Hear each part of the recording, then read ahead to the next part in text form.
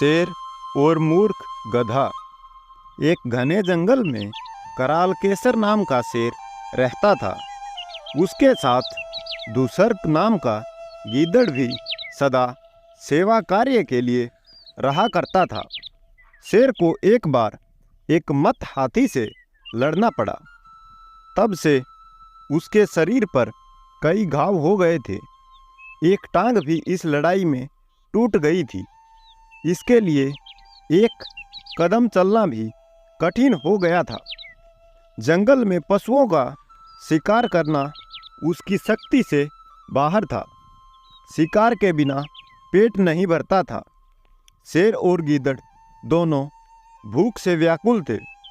एक दिन शेर ने गीदड़ से कहा, तू किसी शिकार की खोज कर के यहाँ ले आ।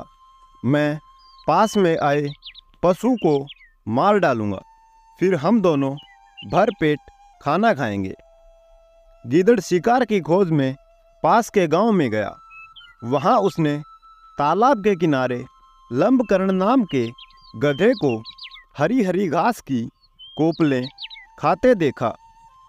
उसके पास जाकर बोला, मामा नमस्कार, बड़े दिनों बाद दिखाई दिए हो, इतने दुबले कैसे हो गए? गधे ने उत्तर दिया, भगिनी पुत्र, क्या कहूँ, धोबी बड़ी निर्दयता से मेरी पीठ पर बोझ रख देता है और एक कदम भी ढीला पड़ने पर लाठियों से मारता है। घास मुट्ठी भर भी नहीं देता। समय मुझे यहाँ आकर मिट्टी मिली घास के तिनके खाने पड़ते हैं, इसलिए दुबला होता जा रहा हूँ। गीदड़ बोला, मामा यही बात है तो मैं तुझे एक ऐसी जगह बतला सकता हूँ जहाँ मर्तकर्ण मणि के समान स्वच्छ हरी घास के मैदान हैं।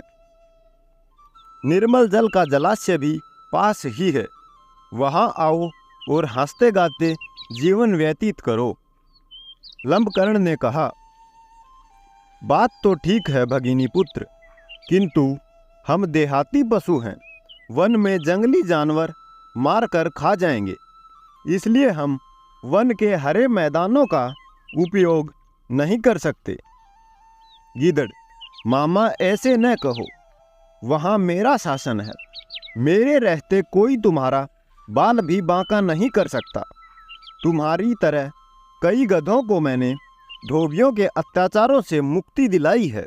इस समय भी वहाँ 3 गधेड़ियाँ हैं जो जवान हो चुकी हैं।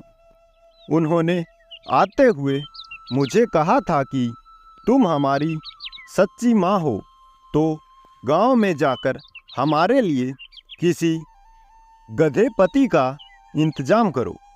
इसलिए तो मैं तुम्हारे पास आया हूँ।